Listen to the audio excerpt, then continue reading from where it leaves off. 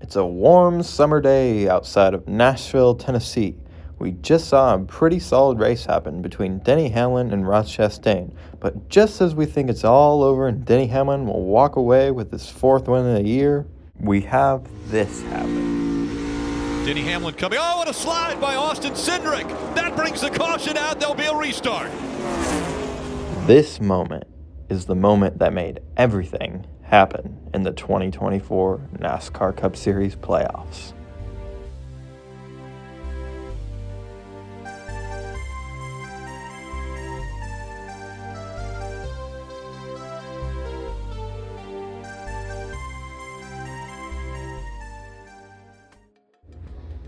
First off, we head to a late race restart with 53 laps to go. Our main character, Joey Logano, gets a bad restart and falls back through the field, causing him to lose any track position he gained throughout the race. In the closing laps of the race, we had a great battle between Denny Hamlin and Ross Chastain that sees Hamlin come out on top with only 7 laps to go. But with only 2 laps to go, Austin Cindric makes contact with Noah Gragson and spins out, causing overtime. I remember at the time I was so upset because I didn't want the race to evolve into a crash fest with an undeserving winner, and to see Cindric just lose focus or run out of talent while racing Gragson made me all the more upset. After this yellow, a few people pitted because of how close everyone was on fuel, and they didn't want to risk running out, but most of the field stayed out. On the first restart, Kyle Larson drove in deep trying to move the 11 and ended up wrecking the 1 out. On the second restart, a multi-car accident happened on the backstretch. On the third, Kyle Larson ran out of fuel coming to the green and caused Kyle Busch to crash. At this point, the rest of the stragglers decided to call it quits and pit, except for Joey Logano and Chase Briscoe. They both stayed out and tried to finish it. On the ensuing fourth restart, Josh Berry lost his car and backed into the turn 3 wall, bringing out yet another caution. At this point, we all thought the race was never going to end, but Logano stayed out along with Chase Briscoe. They had now run over 100 laps on fuel, and everyone thought they were going to run out. On the fifth restart, they finally made it to the white flag with Logano leading, but Tyler Reddick stormed around Chase Briscoe, who ran out of fuel after they took the white. Reddick tried the high line around Logano in both corners, but Logano blocked him, leading to Logano beating him and Zane Smith by a car length. Now, after all that calamity, Logano was in the playoffs. Now you might say, oh, well, the story ends here, but you would be sorely mistaken. Besides being great at the 2 Richmond races and winning the All-Star race, Logano was pretty irrelevant beyond his Nashville win. Many people like myself had Logano out of the playoffs after 1 round due to factors like him leaving the round of 16 last year and his inconsistency this year. He also would have never even made the playoffs without his Nashville win, but we are all about to be proved wrong.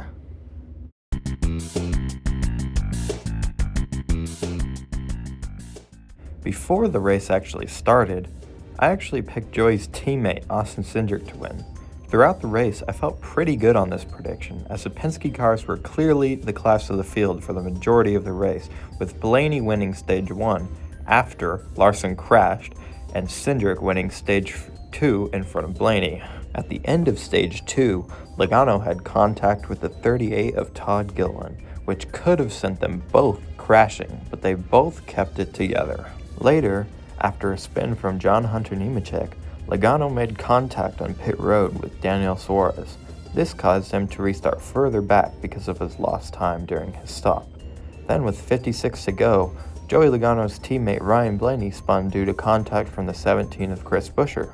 Logano swerved down to the inside to avoid and just barely missed a wrecking Truex. Fast forward now to 11 laps to go, where a debris caution flew because of a freaking Walmart banner falling on the track. At the time of yellow, Logano had made it his way all the way up to 4th. When they restarted with 5 laps to go, Logano pushed Suarez past Ty Gibbs, and doing so also put his car on the outside of Suarez with the help of his teammate Ryan Blaney. With 2 laps to go, Noah Gragson spun down the backstretch from contact with Harrison Burton and Austin Cindric. Burton driving the Wood Brothers 21, which is a satellite team of Penske, so it's almost like they were ganging up on Gragson or something. At the moment of yellow, Logano had the lead and chose the inside line with Blaney. Suarez and Chastain restarted up top, but Chastain lost his car's handling in turn 3 coming to the white, allowing Blaney to push Logano clear of everyone else. And from there on, all Logano had to do was not to move off the bottom, and he won the race. Instantly, many of us fans groaned at the sight of this, as many people's predictions were ruined after the first race of the playoffs. The next 2 races, Logano ran 15th at Watkins Glen and 28th at Bristol, as he was already locked into the round of 12. Starting the round of 12 off at Kansas, Logano ran well and inside the top 5 for the first 2 stages until Austin Cindric spun himself out racing Kyle Busch, to which Logano pit before the end of the stage and could never overcome the track position loss, as he finished a quiet 14th. At Talladega, the first 2 stages went mostly the same as Atlanta, as Penske cars once again looked strong at the superspeedway. But at the end of the second stage, Blaney got a bad bump from Bowman, causing him to crash violently in front of Chastain and Logano. Logano escaped with minor damage, but Blaney was done for the day. After the final green flag pit stops, Cindric was leading with Logano running 3rd on the bottom line, and they stayed this way all the way until 5 laps to go, when all hell broke loose. And look at that, look at the speed of the pack. Here we go. Cindric's gone, so too is Logano. Harrison Burton's in there. LaJoy. The whole field. My goodness. What you just saw was the largest crash in modern NASCAR Cup Series history, involving 28 of the 40 entered cars. This eliminated Joey Logano and Austin Cindric from contention, as the damage was too much to drive away for both of them. Following this race, Logano was now in a points hole, being below the cut line by 13 points, but thanks to a great qualifying effort and staying out to earn stage points in the first stage, he eased his problems a little bit. On the Stage 2 restart, him and fellow playoff rival Tyler Reddick restarted deep in the pack. Logano was mostly fine, but Reddick had a huge contact with Denny Hamlin, forcing him airborne into the pits to fix his car. Now, after another restart because of a tire carcass, Logano was able to make up a lot of spots, and into the top 10 again. Now, instead of 13 points below the cut line, he was 13 points above the cut line. Alex Bowman ended up winning Stage 2, with Logano finishing 3rd, getting more valuable points. At this point, Logano had a healthy 14-point lead over Tyler Reddick, still trying to recover from his flight practice in turn 7. Throughout the final stage, Logano's point lead over Reddick slowly evaporated as Reddick climbed through the field, and Logano started to fall. With 12 laps to go, Logano lost a crucial spot to AJ Allmendinger, tying Logano with Reddick on points. Then, a pass that Reddick made on Hamlin put Reddick in and Logano out. On the final lap, Reddick's point lead over Logano was now 4 points, which was clearly an insurmountable cushion, so long as Reddick didn't make a mistake, which he did not. The race was over, the round of 8 was set, and Logano was now out of the playoffs. Or so we thought.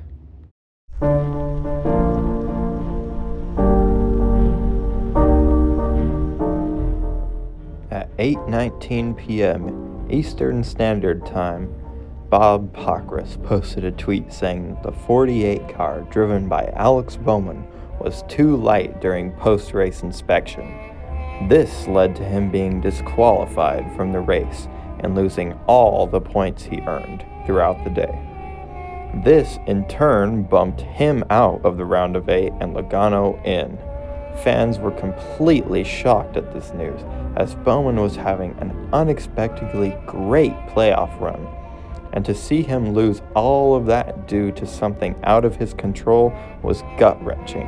On the flip side, Logano now had a shot at a championship, but a lot of people still wrote him off seeing how poor he ran throughout the year. But we were all underestimating the power of the 22 team. Starting at Las Vegas, Logano qualified a decent 10th place, allowing him the track position to earn points at the end of the first stage. After the first stage, you could see that Tyler Reddick and Christopher Bell were clearly the class of the field, and anyone wanting to win the race would need to get past them to do so. Logano ended up finishing 8th in the first stage, and a 2-tire strategy call put him in the top 5 for the restart. Reddick and Bell did not have the greatest stops as they took 4 tires instead of taking 2, causing them both to restart in the back half of the top 10. Only 2 laps later, chaos struck. Whoa, look out! Elliott's gone! Keselowski, Reddick, 2 playoff drivers in this wreck, and the car goes over! Tyler Reddick has flipped!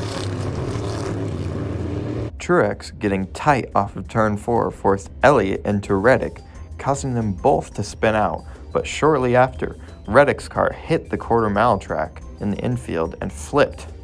He was able to drive back to the pits, but he would be out of the race. This crash also caught Logano's teammate Blaney and forced him to make repairs on his car. Other than that, Stage 2 went out without much problems toward our driver. Bell won the stage over Truex, and Logano finished a respectable 5th place. It would take a miracle for anyone to beat that 20 car. With 75 laps to go, Ty Gibbs spun out coming out of turn 2, causing yellow. Everyone obviously came down pit road to top off on fuel and get new tires, but the race restarted and went on. The commentators did mention that you could make it to the end of the race from here with some fuel saving, but they didn't think that it would be the fastest strategy considering the high tire degradation. With 37 laps to go, Bell made his final pit stop of the day, staying in front of a charging Alex Bowman. Interestingly, the 99 of Daniel Suarez and the 22 of Joey Logano stayed out. It was later revealed that both of them were going to try and stretch it on fuel. As the laps wound down, Bell continued to close on Logano. Everyone was thinking that it would be extremely close whether the 20 would catch the 22 or not, and close it was. With about 9 laps to go, Joey Logano's bruised teammate Blaney, on fresher tires, decided to help push Logano down the straights. This in turn allowed Logano to catch the 99 of Suarez and pass him with only 5 laps to go. Coming to the white flag, Bell was less than a second back of Logano, but an air block from Blaney in turn 3 and 4 put any chance of Bell catching him to rest.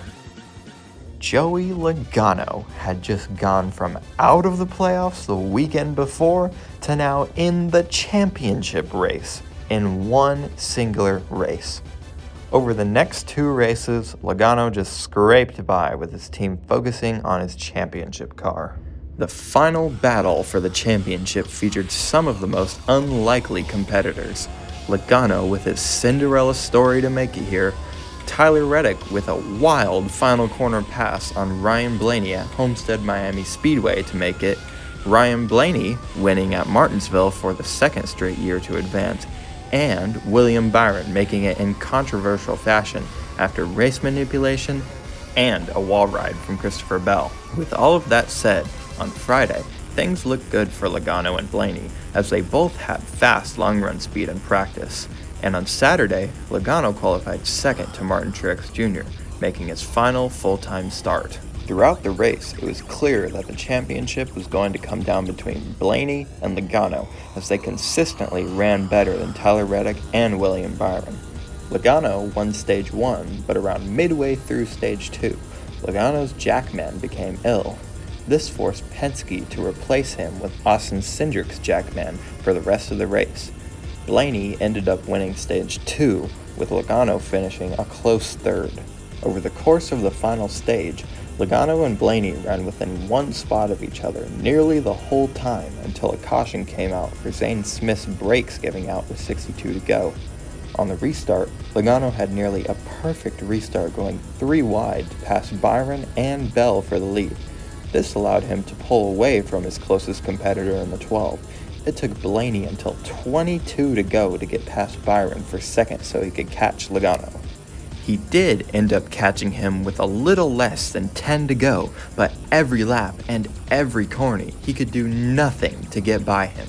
From a combination of dirty air and their cars not being that much different in speed, Logano was able to hold off his teammate and win his 3rd championship.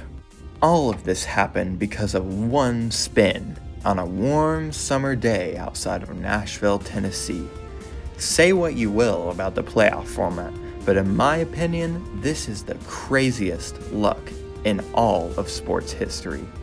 Everything had to go perfectly for Logano to win this championship, and it did. Thank you for watching, and have a great day.